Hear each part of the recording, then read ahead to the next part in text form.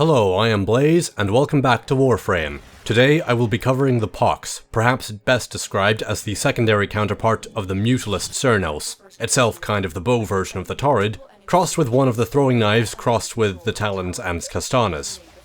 Acquiring the Pox can be done via research at your clan dojo's biolab, where it will cost 15,000 credits to replicate the blueprint, and afterwards in the foundry will need 30,000 credits, 4 mutagen masses, 6,500 nanospores, 1,200 rubido, and 2 nitane extract, with a mastery rank requirement of 6. It is also available immediately in the market for 175 platinum on its own, or in the Silver Grove bundle for 660 platinum in total, where in either case it will come with its own weapon slot and a pre-installed catalyst. The Pox's general stats are quite strong. It does 125 toxin damage per projectile, and also leaves gas clouds after impact that continue to do a pretty reasonable damage over time as well, at 15 toxin damage per second for 4 seconds. Its other noteworthy statistic is its 35% status chance, and it actually is able to reliably lay down various status effects with its gas clouds, unlike the Mutalist Cernos, which seems to just use the toxin status effect almost all the time instead. So it can be a very powerful status weapon. Aside from this, it has a 1% critical chance with a 2 times critical damage multiplier, so modding it for critical hits is itself not really worth it. But it can work okay if you run one of the Kavats or Arcane Avenger to give it a flat critical chance increase. Unfortunately, it also comes along with some problems. Its default flight speed is excruciatingly slow, and adding lethal momentum makes it tolerable at best. So using it beyond mid-range will be very difficult.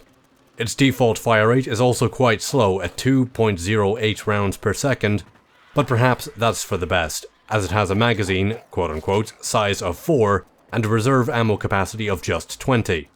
This means the Pox runs out of ammo extremely quickly. This was a problem with the Talons as well, but the Talons could be set up and detonated manually, while the Pox simply explode on impact. So you can't do much to salvage a missed shot. On a brighter note, it does come with 2 V polarities by default, like a lot of other thrown weapons, so that will get you off to a good start for your mods. So let's elaborate a little more on the usage of the Pox. The Pox has the makings of a very strong status weapon, just like the Mutalist Cernos did, thanks to its area of effect Lingering Gas Cloud. The Mutalist Cernos was hampered by the fact that its gas clouds only rarely inflicted the status effect you actually modded the weapon with, which the Pox thankfully fixes, with gas clouds that will rapidly and continuously lay down status effects for the duration.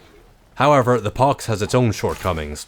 The 4 seconds time for the gas cloud is pretty short, and worse still, the gas cloud seems to have a pretty small area of effect, so it's not anywhere nearly as good against groups of enemies as it could be.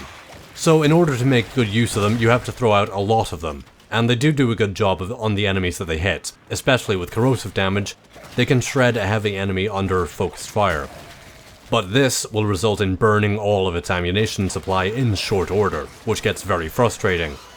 And it means that you'll either want Carrier with you, or an ammo mutation mod to keep it fed consistently, if not both.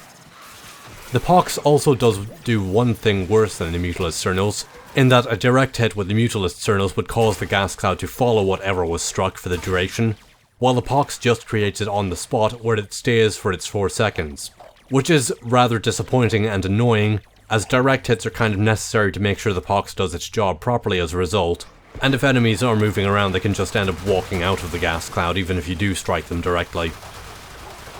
Though in either case, the gas clouds will tend to make you not able to see a damn thing after some focused fire, which is something I really wish they would adjust a little. Even setting the energy color to black doesn't help this time. So, sadly, I'm going to have to say that the Pox leaves something to be desired. They even show a bit of lack of polish in general due to being thrown sideways, which is pretty silly. I would recommend the Sancti Kastanas as better thrown status weapons with a bit more control, but unfortunately the Sancti Kastana accuracy has been fucked for months without much sign of acknowledgement. If you do still wish to use the Pox for yourself, because you can overlook the annoyances I had with it, then I highly recommend adding lethal momentum just so that the projectile velocity isn't so awful. I would also recommend, as I mentioned, having a spot so you can add pistol ammo mutation. From there you can just add your standard mods and throw in a few of the status elemental mods like a Jolt to take advantage of its status chance. I highly recommend including either heat or blast damage to add some crowd control onto the pox attacks so that enemies will be stuck within the gas cloud for the duration instead of just walking out all the time, as fire will cause them to flail around on the spot and blast will just knock them down. Electricity will also work, but electricity stun is a lot shorter and electricity is kind of a weak damage type on its own, so personally I would recommend using heat or blast instead if you can help it. As for me, I'm just going to toss the pox over by the Mutalist Cernos and pretend the infected seaweed never existed.